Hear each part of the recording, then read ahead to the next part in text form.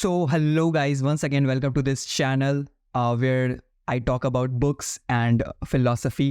Well, आज पहले तो मैं थैंक यू करना चाहूँगा उन लोगों को जिन लोग भी सब्सक्राइब किए इस चैनल को, कमेंट कर रहे हैं.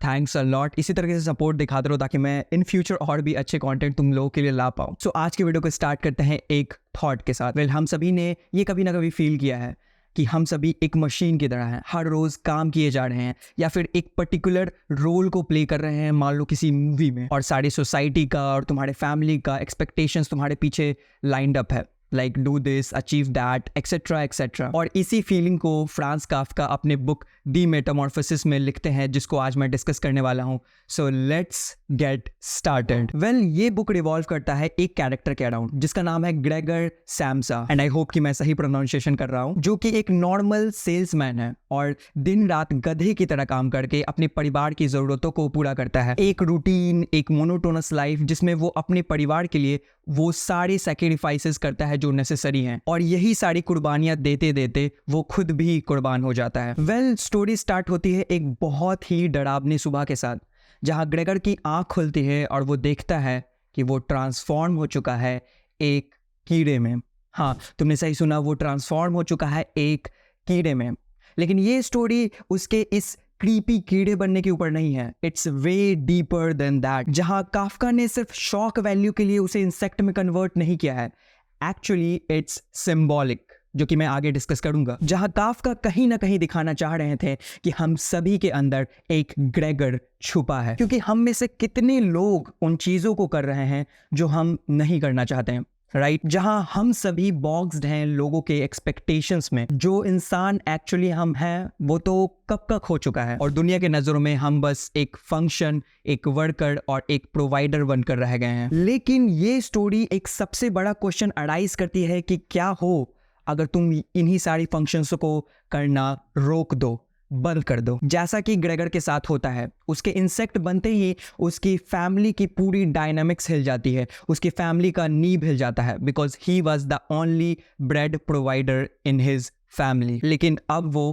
किसी काम का नहीं है, और उसकी फैमिली की नज़रों में तो he is not even a person any more, और वो बस एक अगली मॉन्स्ट्रस क्रिएचर है. ये सोचने वाली बात है कि हम सब हर समय लोगों से घिरे होते हैं, लेकिन द मोमेंट तुम उनकी नीड्स फुलफिल करना बंद कर देते हो, it's like they didn't even know you. और यही ट्रेजेडी है ग्रेगर के लाइफ की. एक वक्त था जब उसकी फैमिली उसका ध्यान रखती थी, लेकिन जैसे ही उसके साथ ये सारी चीज़ें हुई और वो घर में पैसे नहीं दे पा रहा था, घर को प्रोवाइड नहीं कर पा रहा था, तो वो सारे कनेक्शंस धड़े के धड़े रह गए. As soon as he turned into something they couldn't use, he became nothing to them. और यही कारण होता है कि स्टोरी के एक हिस्से में उसका बाप इतना ज़्यादा गुस्सा हो जाता है कि उसकी तरफ फल फेंकने लग जाता है, और उन्हीं में से एक फ्रूट ग्रेगर के एक नाजुक हिस्से पे जाके लग जाती है, उसके इंसेक्ट बॉडी के, और आगे चल के वो जख्म उसके मरने का कारण भी बनता है. वेल, ग्रेगर के लिए भी ये ट्रांसफॉर्मेशन आसान नहीं था, क्योंकि ग्रेगर जब ट्रांसफॉर्म हुआ उसके बाद उसके ज़िंदगी में काफ़ी बड़े चेंजेस आए. जो दूध उसे पसंद था वो दूध अब उसे पसंद नहीं, जो फ्रेश खाना उसे पसंद था वो अब उसे पसंद नहीं, अब उसे सड़ी गली चीज़ें पसंद आती हैं. और एक पल के लिए तो उसकी बहन उसके रूम्स को साफ कर दिया करती थी, उसका ध्यान रखती थी, लेकिन धीरे धीरे उसकी बहन भी उससे चिढ़ने लगी, वो उसे भी पसंद नहीं आने लगा. उसकी माँ तो उसे देखना तक पसंद नहीं करती थी, और बाप चाहता था कि वो बस किसी तरीके से उस कमरे में ही बंद रहे. लेकिन ग्रेगर को ये सारी बात अंदर ही अंदर खाती रहती थी.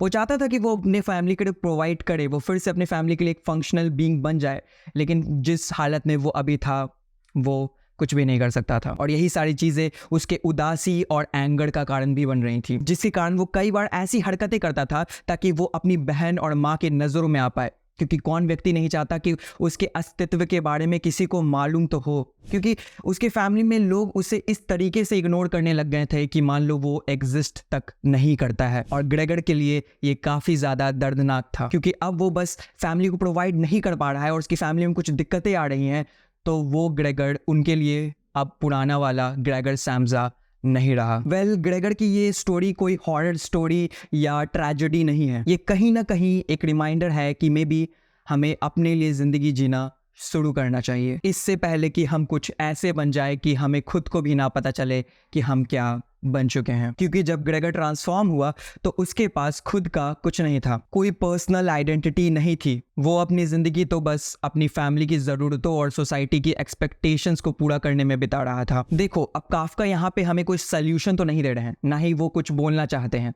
वो बस एक आईना लिए तुम्हारे सामने खड़े हैं, और आईने का काम होता है तुम जैसे हो तुम्हें वैसा दिखाना, बाकी आगे का काम तुम पर है।